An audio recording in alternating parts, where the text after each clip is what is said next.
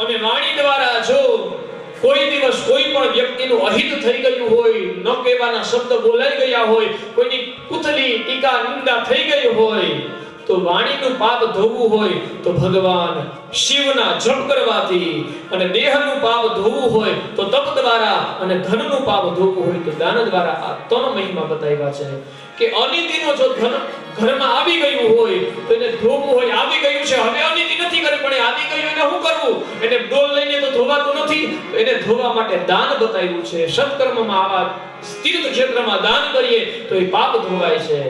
અને આપણા દેહ દ્વારા કોઈને માર્યા છે, કોઈની ખોટું કામ થઈ ગયું છે, ખોટી જગ્યાએ જવાઈ ગયું છે, ખોટા કામ આપણા હાથથી પગથી દેહથી થઈ ગયા છે, તો એનું પાપ ધોવા માટે, આ દેહને દંડ આપવા માટે તપ બતાવ્યું છે. કે તપ દ્વારા ગીતાજીમાં પણ કીધું છે ને, તિતિક્ષા. તિતિક્ષા એટલે શિયાળો, ઉનાળો, ચોમાસું, કોઈ પણ ઋતુ હોય, આ દેહ છે, દેહને આપણે દંડ આપી અને ભગવાનનું સ્મરણ કરવું, તિતિક્ષા કીધી છે. તો તપ દ્વારા આ દેહને દંડ આપી અને આ દેહના પાપ છે, પાપને ધોઈ શકાય.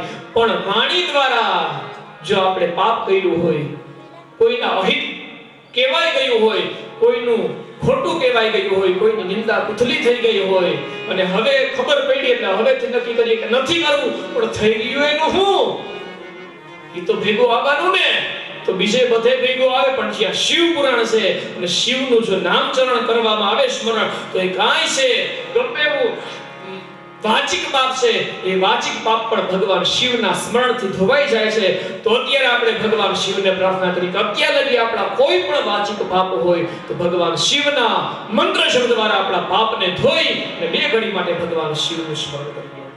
નમઃ શિવાય, ઓમ નમઃ શિવાય, હર હર બોલે, નમઃ શિવાય, નમઃ શિવાય, ઓમ નમઃ શિવાય, નમઃ શિવાય, ઓમ નમઃ શિવાય, હર હર બોલે, નમઃ શિવાય, નમઃ શિવાય, નમઃ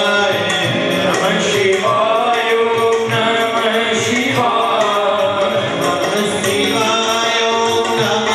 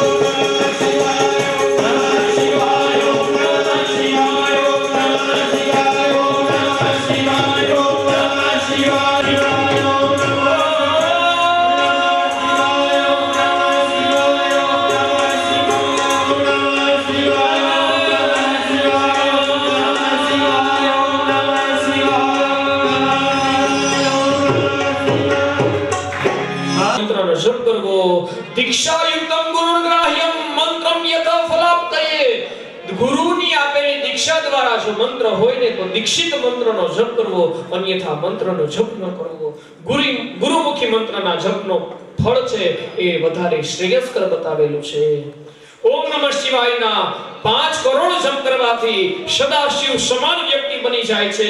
કોઈ 1, 2, 3 અથવા 4 કરોડ જપ કરે છે તો બ્રહ્મા, વિષ્ણુ, રુદ્ર અને શિવ સ્વરૂપ બને છે.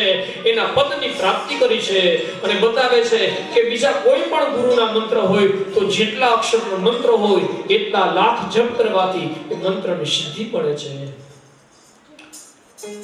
અને જે પણ વ્યક્તિને શિવ ધામની પ્રાપ્તિ કરવી હોય તો બતાવે છે પંચકોટી જપમ કૃત્વા સદા શિવ સોમો ભવેત. જે 5 કરોડ શિવ મંત્રના જપ કરે છે એ શિવ સમાન બની જાય છે.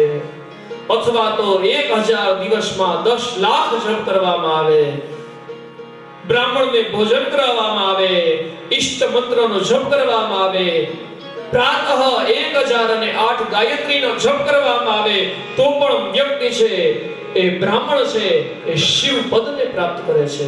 એ શિવ મંત્રનો મહિમા બતાવ્યો છે. ધર્મના જે 4 ચરણો છે એની મહિમા બતાવ્યું છે.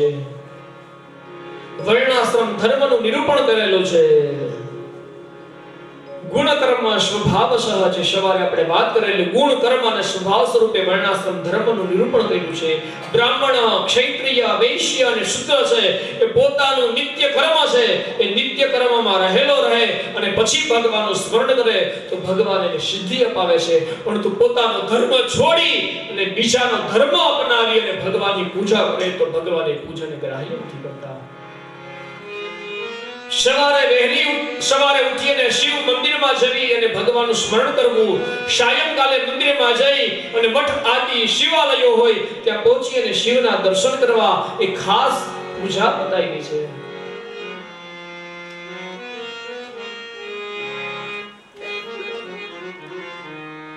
એટલે હિન્દુ થઈ અને એક બહુ દુઃખની વાત યાદ આવી. જ્યાં લગી શિવ મંદિર છે એ મંદિરમાં આરતી ટાણે, ઇલેક્ટ્રિક ઝાલર વાગે ને ત્યાં લગી સમજવાનું હિન્દુ ધર્મ છે ને સંકટમાં છે. જ્યાં લગી ઇલેક્ટ્રિક ઝાલરની જરૂર પડે ને ત્યાં લગી સમજો કે મંદિરમાં હિન્દુ ધર્મ છે સંકટમાં છે. હિન્દુ ધર્મને ટકાવી રાખવો હોય તો સંધ્યા સમયે ખાલી 10 મિનિટ આરતી સમયે મંદિરમાં જઈ અને ભગવાનની આરતી કરીએ અને હાથે ઝાલર વગાડીએ એનો મહિમા બતાવ્યો છે. આ તો મંદિરમાં દર્શન કરવા જાય અને ખબર પડે કે આરતીનો સમય તે ભાગો નકર બેહવું જોઈએ 10 મિનિટ લગી. આ ક્યાંથી આ ભગવાનની પૂજા સ્વીકાર કરે?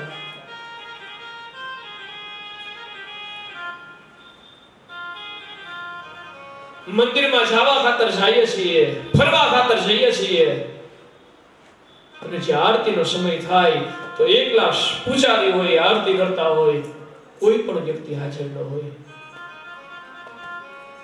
તો હિન્દુ કહેવાને લાયક નથી. બતાવેલું છે જે નગર છે આજુબાજુમાં શિવલિંગ હોય, મંદિર હોય અને આજુબાજુ રહેનારા જેટલા પણ વ્યક્તિ છે એ શિવની આરતી સમયે મંદિરમાં રહી અને ભગવાનની પૂજા કરવી ખૂબ મહિમા બતાવ્યો છે. પણ સમય નથી. પણ 40 ઇંચનું ચાલી કરીને કલાક કે બેહવાનો સમય છે બધાને.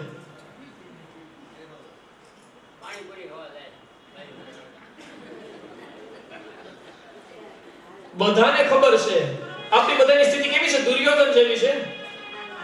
આ મૂળ કથા શ્લોક પર લેવાની આ વસ્તુ સમજવાની જરૂર છે. આમાં મહાભારતમાં કીધું છે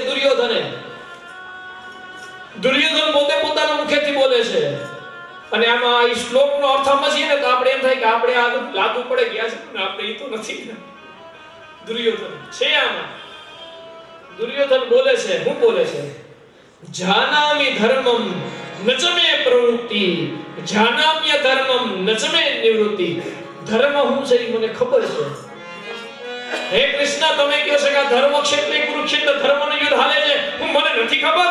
હું ધર્મ છે મને ખબર છે, પણ આ ધર્મના આ અધર્મના યુદ્ધમાં હું અહીંયા લગી વહી ગયો છું ને કે હવે મારાથી પાછું નથી કરાતું. જાનામિ અધર્મમ ન જામિ નિવૃત્તિ, અધર્મ હું છે એ મને ખબર છે, પણ હવે અધર્મમાંથી હું નિવૃત્ત પણ નથી થઈ શકતો. તો હું આપણે બધાય નથી ખબર ધર્મ શું છે અધર્મ શું છે? બધાયને ખબર છે. સવારે વહેલા ઉઠી સંધ્યા વંદન કરવા એ ધર્મ છે, ભગવાનની પૂજા કરવી એ ધર્મ છે, માતા પિતાને ચરણ પગે લાગવા એની પૂજા કરવી એ ધર્મ છે, અતિથિ આવે એની પૂજા કરવી ધર્મ છે. આ ગૃહસ્થ આશ્રમના બધા ધર્મ બતાવ્યા છે. પંચ મહાયજ્ઞો આમાં બતાવ્યા છે. 5 યજ્ઞો ક્યાં ક્યાં છે તો બતાવે છે અગ્નિ યજ્ઞમ, દેવ યજ્ઞમ, બ્રહ્મ યજ્ઞમ તથૈવ ચ ગુરુ પૂજા બ્રહ્મતુક્તિ ક્રમેણ બ્રૂહિનઃ પ્રભો. અગ્નિ યજ્ઞ, દેવ યજ્ઞ, બ્રહ્મ યજ્ઞ, ગુરુ પૂજા અને બ્રહ્મતુક્તિ આ 5 યજ્ઞો બતાવ્યા છે. આ બ્રહ્મ યજ્ઞ છે, આ ગૃહસ્થીનો ધર્મ છે, આપણે ખબર છે, પણ આપણે શું બધું કરીએ છીએ? સવારે વહેલા ઉઠીને સ્નાન વંદન કરીને સંધ્યા વંદન કરીએ છીએ, ભગવાનની પૂજા કરીએ છીએ, કરે એને વંદન 100%. માતા પિતાને પગે લાગીએ છીએ, અતિથિની પૂજા કરીએ છીએ.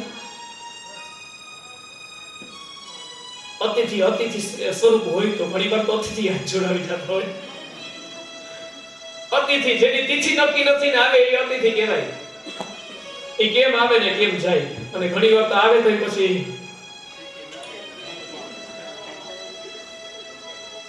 ઘણા વાત છે બેઠા હોય કે આ પ્રસંગ આવે ને 10 દિન થેલા ભરીને જાય.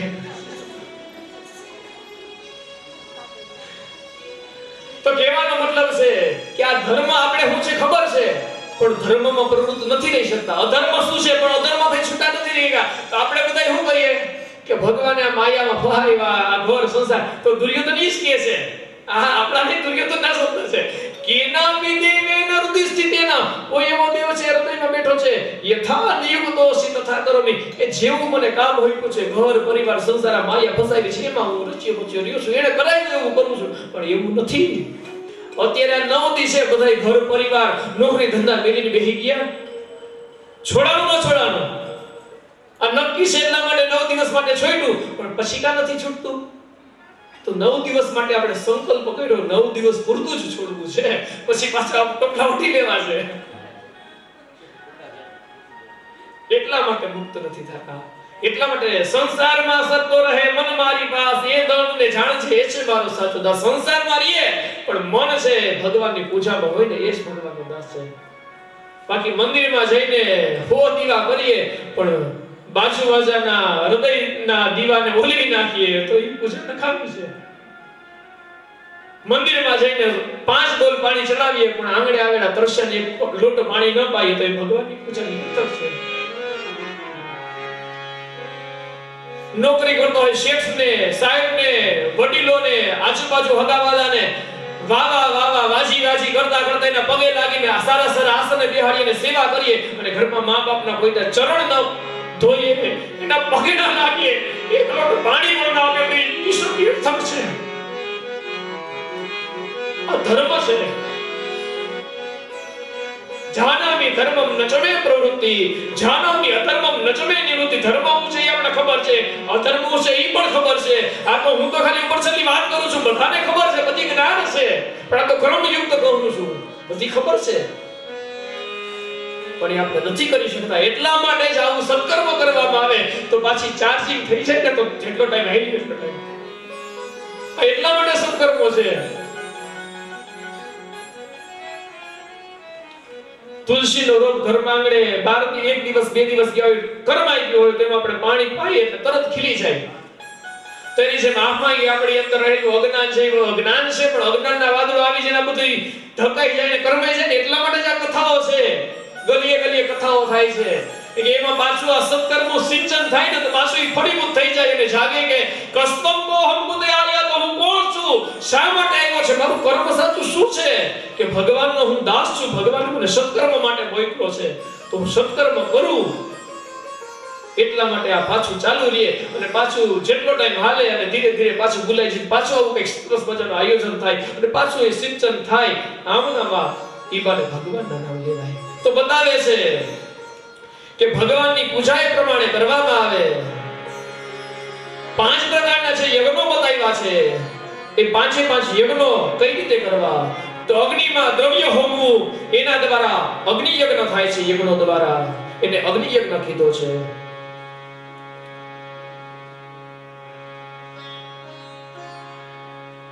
જે નિત્ય યજ્ઞ કરવામાં આવે છે, પૂર્ણમાસી આદિ યજ્ઞો છે, એ યજ્ઞોને દેવ યજ્ઞ કીધા છે.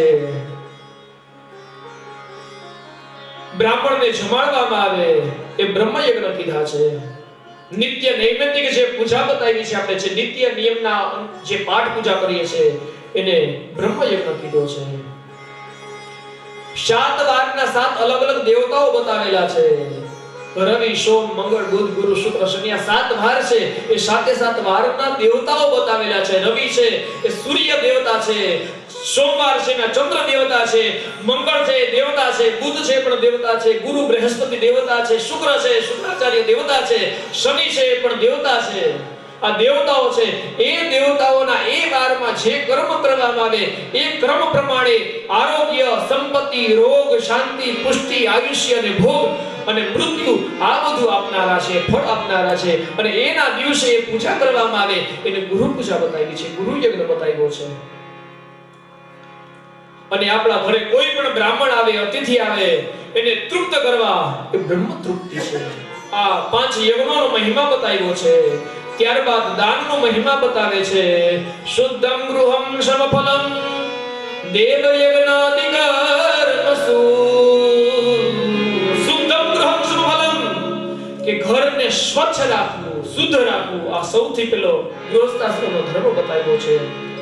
અને જે ઘર સ્વચ્છ હોય ત્યાં દેવતાઓનો વાસ થાય છે, ત્યાં દેવતાઓની પૂજા કરવામાં આવે. રહેઠાણને સ્વચ્છ રાખવું, ત્યાં ગાયોની સેવા કરવી, જળાશયો છે એના કાંઠાઓ છે એને પણ સ્વચ્છ રાખવા, તુલસી, બીલી, પીપળો છે એ બધા વૃક્ષો છે એ વૃક્ષોમાં જળનું સિંચન કરવું એ પણ એક દાન યજ્ઞ બતાવ્યો છે. મનુષ્ય પતનથી બચવા માટે શાસ્ત્રો છે, શાસ્ત્રોનું સેવન કરવું. મંત્ર છે, મંત્ર જપ કરવા કે મંત્ર જપ કરનારને મંત્ર છે એ મંત્ર ઉગાડે છે. મનના ત્રાયતે ઇતિ મંત્રઃ, જે ગાનાર છે એનું રક્ષણ કરે એને મંત્ર કહેવામાં આવે છે. દરિદ્ર ગરીબો બ્રાહ્મણ છે એને આપેલું દાન છે એ 10 વર્ષ પર્યંત ભોગ ફળ આપે છે. વેદનો અભ્યાસ કરેલ કોઈ બ્રાહ્મણ હોય એને જો દાન આપવામાં આવે ને તો સ્વર્ગમાં આપેલા 10 વર્ષના દાન સમાન ફળ છે. કોઈ વિષ્ણુનો ભક્ત હોય અને બ્રાહ્મણ હોય એને આપેલું દાન છે એ વૈકુંઠનો વાસ કરાવે છે. અને કોઈ શિવ ભક્ત બ્રાહ્મણ હોય, શિવની પૂજા કરનારો બ્રાહ્મણ હોય અને એને આપેલું જો કોઈ દાન છે ને એ કૈલાસનો વાસ કરાવે છે, કૈલાસની પ્રાપ્તિ કરાવે છે મનુષ્યને. એ દાનનો મહિમા બતાવે છે. અને ભગવાન શ્રી કૃષ્ણ પણ ગીતામાં કહે છે ને યજ્ઞ દાન તપઃ કર્મ ન ત્યાજ્યમ કાર્યમેવ ચ. યજ્ઞો દાનમ તપશ્ચૈવ પાવનાની મનીષિણામ. યજ્ઞ, દાન અને તપ છે ને એ મનુષ્યને પાવન કરનારા છે. ન ત્યાજ્ય એટલે કોઈ દિવસ ત્યાગ ન કરવો, યજ્ઞો કરવા. સમયાંતરે આપણા દેવતાઓના, દેવીઓના જે યજ્ઞો છે એ નિયમ અનુસાર કરવા. યજ્ઞ, દાન કરવા અને તપ કરવા. 3 કર્મ છે કોઈ દિવસ ન ત્યજવા એ બતાવે છે. અને અહીંયા મહિમા બતાવેલો છે દાનનો મહિમા. દાન આપવું તો બ્રાહ્મણને જ આપવું. ઘણાય વ્યક્તિના મનમાં થાય અને આ મોબાઈલના આધારે મેસેજ કરીને બધાય કહેતા હોય કે બ્રાહ્મણ નહીં કોઈ પણ ગરીબને દાન આપો ફળ આપે. ખોટી વાત. દાનનો યોગ્ય બ્રાહ્મણ જ છે. બ્રાહ્મણ છું એટલે નહીં પણ આમાં બતાવેલું છે. શા માટેનો પ્રત્યક્ષ પ્રમાણ આપો. પ્રમાણ વિના વાત કોઈ નથી, પ્રમાણ સહિત વાત.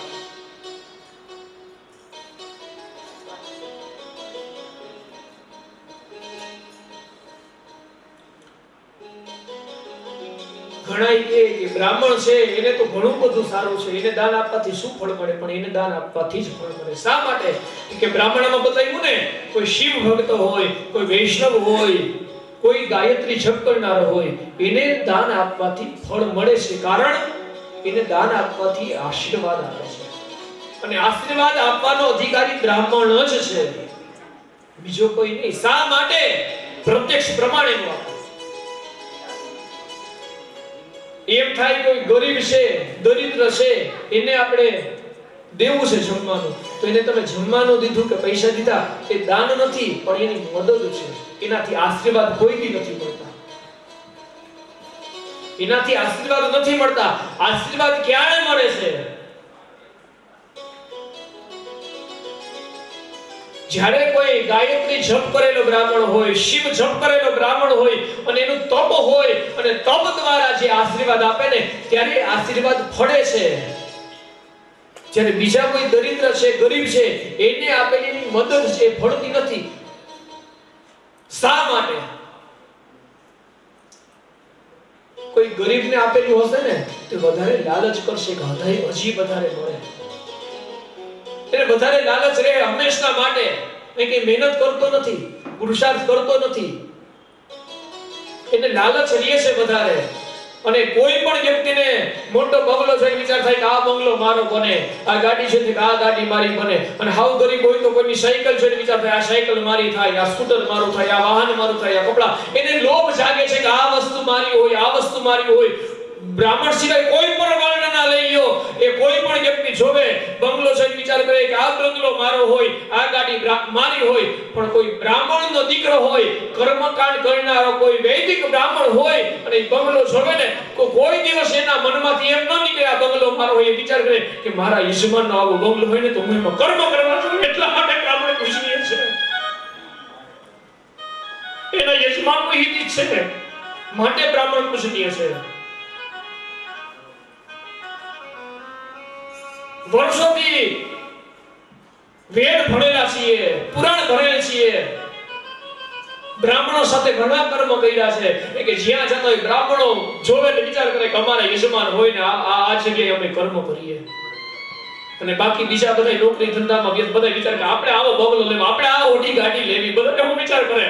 બ્રાહ્મણ હું વિચાર કરે કે મારો યજમાન છે ને ઓડી ગાડી લઈને મને તેડવા આવે. એના ભાવના હોય કે મારા યજમાનની વૃત્તિ વધે. એટલા માટે બ્રાહ્મણ પૂજનીય છે.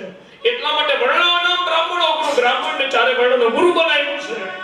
એનામાં ભાવ પોતાનો માટે સ્વાર્થનો નહીં પણ પરમાર્થનો છે. એટલા માટે દાનનું પુણ્ય છે બ્રાહ્મણને આપવામાંથી મળે છે કે બ્રાહ્મણ એને આશીર્વાદ આપે છે. બીજા કોઈના આશીર્વાદ નથી પડતા, બ્રાહ્મણના આશીર્વાદ પડે છે.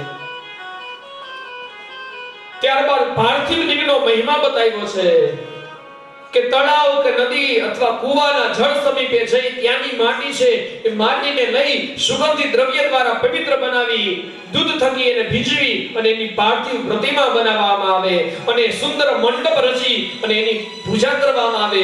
1650 થી પૂજા થાય, 55 થી પૂજા થાય, મંત્ર દ્વારા અભિષેક કરવામાં આવે, ભગવાનને ચંદન ચડાવવામાં આવે, નૈવેદ્ય ચડાવવામાં આવે, ધૂપ કરવામાં આવે, દીપ પ્રગટાવવામાં આવે, ભગવાનને પાન બીડા કરવામાં આવે. પૂજાયતે અનેનૈતિ પૂજા, પૂજા દ્વારા મનુષ્ય છે એને સિદ્ધિ મળે છે. એ પૂજાનો મહિમા બતાવ્યો છે. નિત્ય નૈમિત્તિક કર્મ છે ચોક્કસ ફળદાયી બને છે એનો મહિમા બતાવે છે કે તેનું ફળ બતાવે છે. પ્રત્યેક મહિનાની વદ ચોથના દિવસે ગણપતિની પૂજા કરવામાં આવે. મહામાસની સુદ સાતમે સૂર્યની પૂજા કરવામાં આવે. દરેક મહિનાની દરેક બારસે વિષ્ણુની પૂજા કરવામાં આવે. આસો મહિનાની 14 વદના દિવસે અંબિકાની પૂજા કરવામાં આવે. મહાવદ 14ના દિવસે ભગવાન શિવની પૂજામાં આવે. અને સ્થાવર અને જંગમ આખું જગત છે એ બિંદુ સ્વરૂપી શક્તિનું જ છે અને આ નાદ છે શિવનાદ છે એનું અર્ચન કરવામાં આવે. ભક્તિ ભાવથી જે પૂજા કરે છે એને મુક્તિની ગતિ મળે છે. રુદ્રાક્ષ ધારણ કરવામાં આવે અને એ ધારણ કરવાથી મનુષ્ય છે એ ચોથા ભાગે શિવ ભોગી બને છે. જે ભસ્મ ધારણ કરે છે એ અડધા ભાગે શિવ સ્વરૂપ બને છે અને જે શિવ મંત્ર છે એ મંત્રને પોતાના મનમાં ધારણ કરે છે એ પોણા ભાગે શિવ સ્વરૂપ બને છે અને ભક્તિ સભર જે શિવના ગુણગાન ગાય છે એ સંપૂર્ણપણે શિવ સ્વરૂપ બને છે. એનો મહિમા બતાવે છે અને કહે છે કે જે પણ શિવ મંદિરમાં જાય છે, શિવની પૂજા કરે છે, એને અનેક ગુણ પુણ્ય બતાવ્યું છે કે શિવ મંદિરમાં માત્ર જઈએ, એના દર્શન કરીએ તો શિવ મંદિર છે એ મંદિરમાં જાતા હોઈએ અને રસ્તામાં સામેથી કોઈ પણ બ્રાહ્મણ છે કપાળમાં ચંદન કરી અને જો ત્રિપુંડ કરી અને ભસ્મ ધારણ કરી રુદ્રાક્ષ ધારણ કરી અને જો સામેથી આવતો હોય ને તો શિવના દર્શનનું પુણ્ય મળે છે. શિવ મંદિરમાં જતા હોય તેનો મહિમા બતાવે છે. શિવાલયની માત્ર ધજા દેખાય અને એના દર્શન કરે તો એ પણ તીર્થ સ્વરૂપ બતાવ્યા છે કે શિવાલયની ધજાનો પડછાયો જ્યાં પડે ને એને તીર્થ કીધું છે. ઘણા કે મંદિરની પાસે ઘર ન લેવાય, ઘણા એવું મનમાં હોય કે મંદિરની પાસે ઘર ન લેવાય. શું કામે? ઘણા કે વાસ્તુમાં નિષેધ છે. શું કામે નિષેધ? કે જૈના વિના કરવું ન કામ. શા માટે નિષેધ? કે આમાં બતાવે છે શિવ પુરાણમાં કે શિવ મંદિરની ધજાનો પડછાયો જ્યાં પડે ને એ જગ્યા છે ને તીર્થ સ્વરૂપ બની જાય છે. તો ત્યાં નિવાસ કરીએ તો આપણે શિવલોકમાં પહોંચી ગયા કહેવાય. જ્યાં તીર્થ સ્થળ છે એ શિવ શ્લોક કહેવાય છે. પણ મનુષ્ય ત્યાં જો ઘર બનાવે અને ઘરમાં એનાથી કોઈ પાપ થઈ જાય તો અસંખ્ય ગણું પાપ લાગે છે, એ પાપનો ભોગી બને છે. એટલા માટે વાસ્તુશાસ્ત્રમાં શિવ મંદિરની ધજા પડતી હોય ત્યાં મંદિર મકાન બનાવવાનો નિષેધ છે. એટલે એ ભૂમિ અશુદ્ધ નહીં, અપવિત્ર નહીં, સૌથી વધારે પવિત્ર ભૂમિ એ છે. શિવ મંદિરના ગર્ભગૃહમાં જ જપ કરવા નહીં, પણ શિવ મંદિરના ગર્ભગૃહથી 100 હાથની જેટલી જગ્યા છે ને એ આખું શિવ ભૂમિ બતાવેલી છે.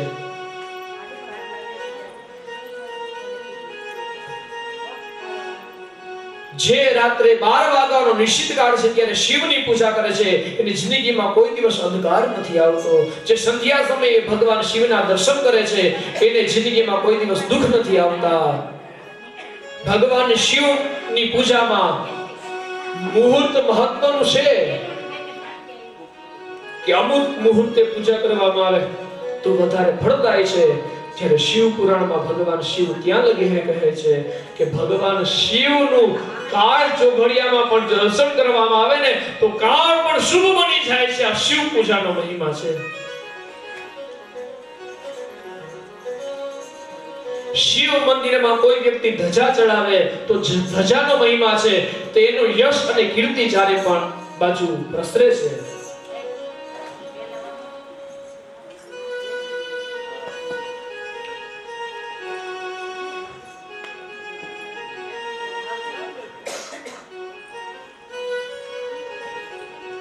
જે વ્યક્તિ શિવ મંદિરમાં જાય, શિવની પૂજા કરે અને શિવની પૂજા કરી અને જતો હોય અને સામેથી કોઈ એ વ્યક્તિને દર્શન કરે ને તો એને પણ શિવ પૂજાનું ફળ મળે છે.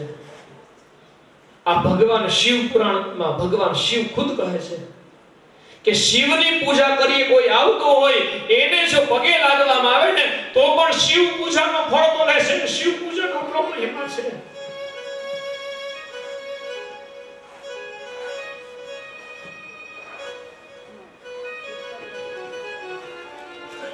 ત્યારબાદ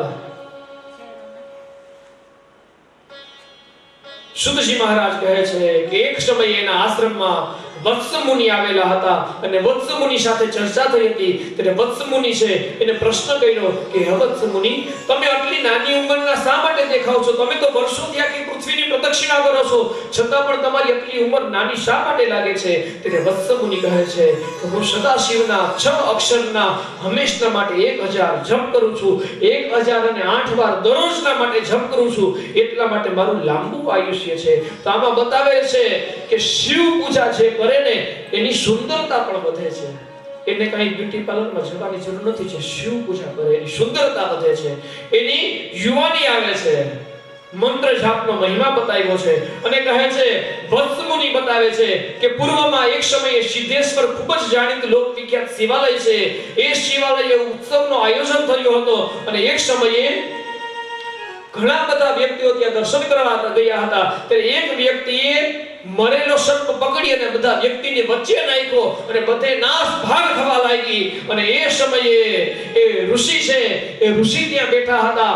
એની પાસે સર્પ પડ્યો, બધા ડરીને ભાગી ગયા. એ ઋષિના શિષ્યએ જોયું કે આ સર્પનો પ્રકારનો મરેલો સર્પ છે આ ઋષિ પાસે મારા ગુરુ પાસે કોણે નાખ્યો, એને શ્રાપ આપ્યો કે જેણે આ સર્પનો નાગ અહીંયા નાખેલ છે એ અત્યારે જ સર્પ બની જાય. શ્રાપ આપ્યો અને એ વ્યક્તિ હતો નાગ બની ગયો. એ ઋષિના શરણમાં ગયો અને ઋષિએ એના શિષ્યને ઉપદેશ કર્યો, હે દીકરા, કોઈ અપકાર કરે એનો પણ બદલો ઉપકારથી આપો, એ આપણો ધર્મ છે. ત્યાં ખોટું કર્યું છે પણ શ્રાપ છે એ શ્રાપ નિરર્થક ન જાય માટે ઋષિએ એને આશીર્વાદ આપ્યા કે જ્યારે વત્સ મુનિ છે એ આવશે અને એના ચરણનો સ્પર્શ થશે અને એનો પ્રહાર થશે, એના દ્વારા તને મુક્તિ મળશે અને ત્યાં લગી તું શિવ જપ કર. તો એ તળાવમાં જઈ વાસ કરે છે, શિવ જપ કરે છે. એક સમયે વત્સ મુનિના પત્ની ત્યાં તળાવે જલ ભરવા માટે ગયા અને સર્પે એને દંશ આપ્યો અને એના પત્ની મરી ગયા અને વત્સ મુનિએ લાકડીનો પ્રહાર કર્યો નાગ ઉપર કે નાગ છે એ નાગમાંથી દિવ્ય સ્વરૂપ પ્રગટ થયું છે અને ભગવાન શિવના દૂત એને વૈકુંઠ શિવલોકમાં લઈ ગયા છે. આ શિવ કથાનો મહિમા બતાવે છે. શ્રદ્ધાથી જે દાન આપે છે, જે પંચાક્ષરનો જપ કરે છે એને સમાન ફળ મળે છે. જે એક તીર્થમાં જઈ અને સ્નાન કરે છે એના બદલે માત્ર એકવાર પંચાક્ષરનો જપ કરે છે એને સમાન ફળ ગણવું. જે ચાંદ્રાયણ નામનું વ્રત કરે છે અને એના બદલામાં કોઈ માત્ર પંચાક્ષરનો જપ કરે એને સમાન ફળ ગણવું. કોઈ પંચાગ્નિમાં તપ કરે અને એના બદલામાં કોઈ માત્ર શિવ મંત્રનો જપ કરે એને સમાન ફળ ગણવું. આ પ્રમાણે શિવ ફળનો મહિમા બતાવ્યો છે.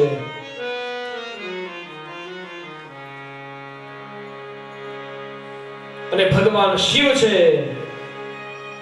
એ શિવની પૂજાનો વિધિ બતાવે છે કે શિવની પૂજા કઈ રીતે કરવી. તો સ્વયંભૂ લિંગ છે, બિંદુ લિંગ છે, સ્થાપિત લિંગ છે, ચર લિંગ છે અને ગુરુ લિંગ છે. એ લિંગનો મહિમા બતાવ્યો છે. જેવી રીતે વૃક્ષોના અંકુર છે એ પૃથ્વીમાં બીજ નાખવામાં આવે અને અંકુર આપોઆપ ફૂટે છે, એ પ્રમાણે જે પણ લિંગ સ્વરૂપે પૃથ્વીમાંથી પ્રગટ થયા છે એ સ્વયંભૂ લિંગ કહેવાના છે. જેની આવાહન અને પૂજન કરવામાં આવી છે એ બિંદુ લિંગ છે.